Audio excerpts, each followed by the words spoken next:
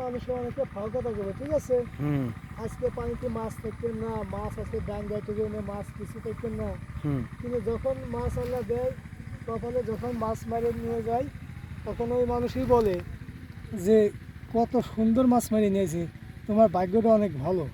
কিন্তু মারার আগে তারা অনেকেই ফাও কথা কয়, ঠিক আছে? তারা মাছ দেখে কাছে চলে আসে না?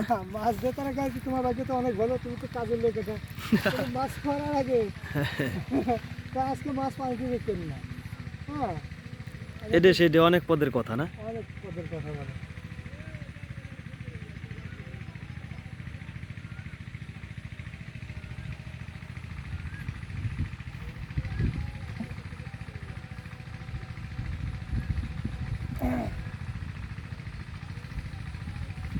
সরে নেই কাছে, বুঝছো? আছে না? মাছটা আছে।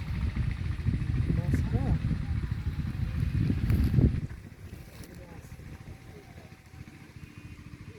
এই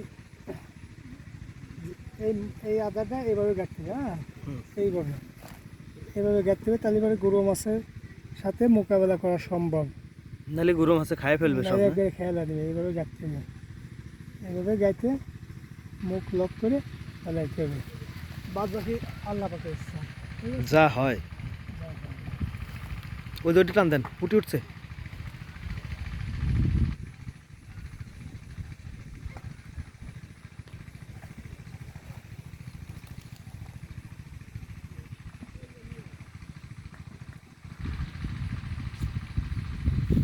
আমি মাছ মারার টার্গেট করবো দিচ্ছি না, মাছ লোক উপায় দিলে শোল মাছ পুরো 100% শিওর। এবার থেকে শোল মাছ মারতে পারবো না। কে? এবারে মাছ চাপে না, মাছ চাপছিলেই থাকে। আচ্ছা। কিন্তু ভাবে তো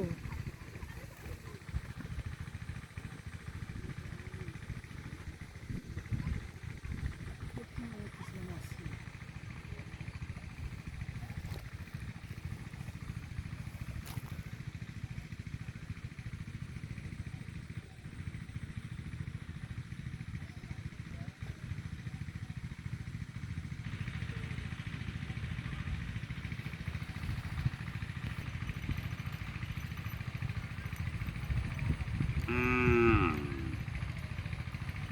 আসলে মন তো মানে ছোটো মাছ মারার প্রতি না, মূল্য মেশিনের যায়।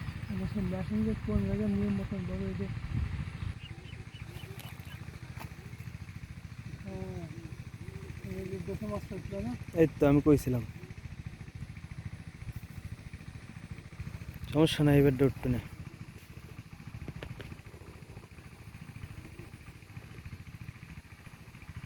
হুম। ওয়াও, সেই ধৈর্যর ফল তো মিষ্টি হয় কাকা। টান দেন। বড় হচ্ছে না, হ্যাঁ, তাজা মাছ, একদম তরতাজা। একেবারে সার ওষুধ ছাড়া, এদের রক্ত বেড়ে গেছে, দেখছো? হুম। সার ওষুধ ছাড়া মাছ। এটা চাষের মাছ নয়, এটা ছিল আল্লাহ পাকের দান, বিলের মধ্যে মাছ। বিলের মধ্যে মাছ।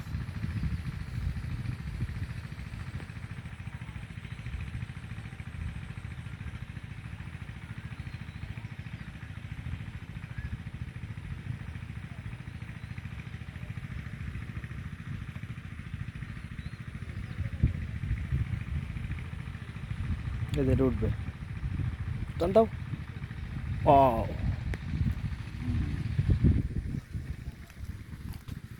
ও সেই। যাক, দুইটা না দুইটা উঠলো।